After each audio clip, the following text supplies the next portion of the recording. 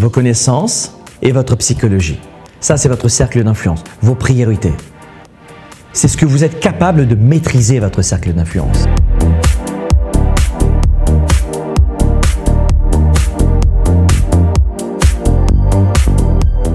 Votre créativité, vos émotions, gestion de vos décisions.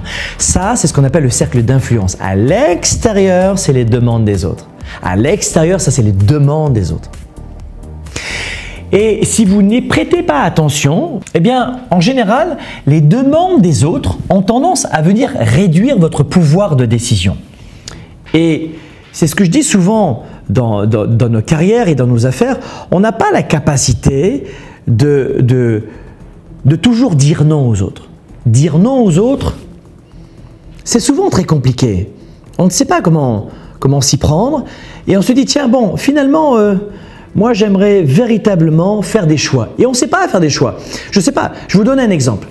Vous êtes dans une situation, je vous donne un exemple qui est peut-être un peu choquant. Mais on va faire le test maintenant. Et vous allez voir quel effet ça va vous faire. Vous rentrez dans une pièce, dans une réunion, et elle ne vous convient pas. Vous sentez qu'il y a une très mauvaise ambiance. Je ne sais pas si ça vous est déjà arrivé. Moi, ça m'est arrivé il n'y a pas très longtemps. Je suis arrivé dans une soirée et j'ai pas senti une bonne ambiance. C'était une soirée professionnelle. Et je me suis dit, non, ça ne me convient pas. Je veux protéger mes oreilles, mon mental, mon état d'esprit, ma créativité. Ça ne me va pas. Je ne vais pas passer une soirée ici. Et je suis parti. Alors vous maintenant, est-ce que vous serez capable de faire ça? Pour protéger ce cercle d'influence malgré les pressions des autres. Vous rentrez dans une pièce, et je vais le faire maintenant, je vais sortir du champ d'ailleurs. Vous regardez, vous sentez, non, moi ça ne me va pas. Moi je ne veux pas. Moi ça ne m'intéresse pas. Ça ne m'intéresse pas du tout. Moi je veux pas rester dans cette soirée, dans cette journée. Moi ça ne m'intéresse pas du tout de venir et de passer mon temps à essayer de colmater. Et vous partez. Et vous partez. Et vous partez. C'est ça de protéger son cercle d'influence. Ce que je viens de faire avec vous il y a un instant, de quitter le plateau, n'hésitez pas à le faire quand il s'agit de protéger votre créativité, votre carrière, vos affaires, vos relations, votre couple, le rapport avec vos enfants, la communication. Pourquoi vous voulez protéger votre cercle d'influence? Ici, le cercle d'influence égale pouvoir. Le cercle d'influence égale pouvoir. C'est-à-dire que pouvoir de décision, pouvoir d'anticipation, pouvoir de choix, augmentation de liberté. Votre cercle d'influence, vous devez le protéger. Et en permanence, les autres vont venir bombarder votre cercle d'influence. Ils vont venir le diminuer. Vous avez un cercle d'influence qui est ici, comme ça, et les autres vont le rétrécir parce qu'il y a toujours les demandes des autres en permanence. En permanence, vous avez des demandes des autres. Mais vous gérez les urgences et la vie des autres, pas la vôtre. Voilà pourquoi, en général, cette pression-là, vous voulez y mettre fin. Et établir de la clarté, ça commence par ça, par comprendre que c'est vous la priorité. Voilà pourquoi vous devez savoir ce que vous voulez dans la vie.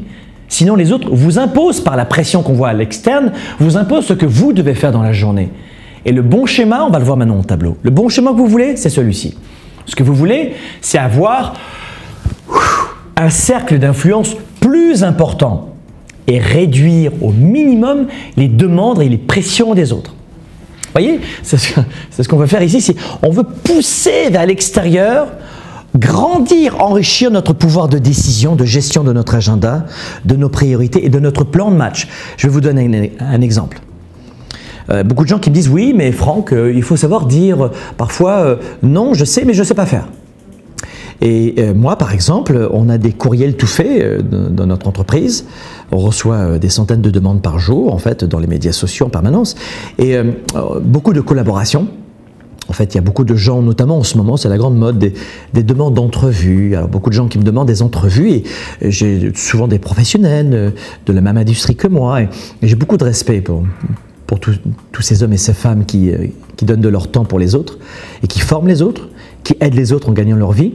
Et malheureusement, je ne peux pas dire oui parce que nous avons un agenda. Je suis ici avec vous et mon temps, c'est de faire des formations, de faire des coachings et 80% de nos programmes sont gratuits. Mais c'est important pour moi Dans le modèle d'affaires de notre entreprise, la gratuité est importante. On est une entreprise participative et on fonctionne vraiment comme cela. Ça rentre dans le corps de notre marketing. Et voilà pourquoi c'est une priorité pour moi. Et je leur réponds par exemple, waouh, alors c'est pas moi qui leur réponds, c'est mon équipe. Waouh, merci mille fois de cette demande, on en est très honoré, bravo pour votre mission. Cependant, cela fait maintenant des mois et des mois que nous avons planifié des rendez-vous, des actions et des productions prévues importantes pour nous. Et malheureusement, notre assiette est pleine, notre coupe est pleine et on ne peut pas malheureusement en rajouter. Et blablabla. Et une personne bien intentionnée ne va jamais vous rejeter, ne va jamais vous critiquer, vous juger. « Oh, il n'est pas sympa, il ne veut pas m'aider au bureau, il a dit non, elle a fermé la porte, elle n'est pas sympa. » Non, quelqu'un de bien intentionné va comprendre. Si vous lui répondez un non en expliquant comme ce que je suis en train de vous dire, un non explicatif, plein d'empathie et de respect, ne provoque jamais de rejet. Quand vous avez du rejet de la part de cette personne, ou de cette entreprise à qui vous dites malheureusement non parce que vous lui expliquez pourquoi. Quand vous avez un retour négatif, toxique, vous ne comptiez pas pour cette personne. Vous étiez un outil, vous étiez un produit à manipuler et vous auriez perdu du temps avec des gens qui vous considéraient comme un simple produit à la con. Oh! Donc, si vous dites non intelligemment et gentiment, avec beaucoup d'empathie et de respect, vous ne serez jamais avec une réaction toxique. Quand la réaction est toxique, dites-vous « j'ai bien fait ».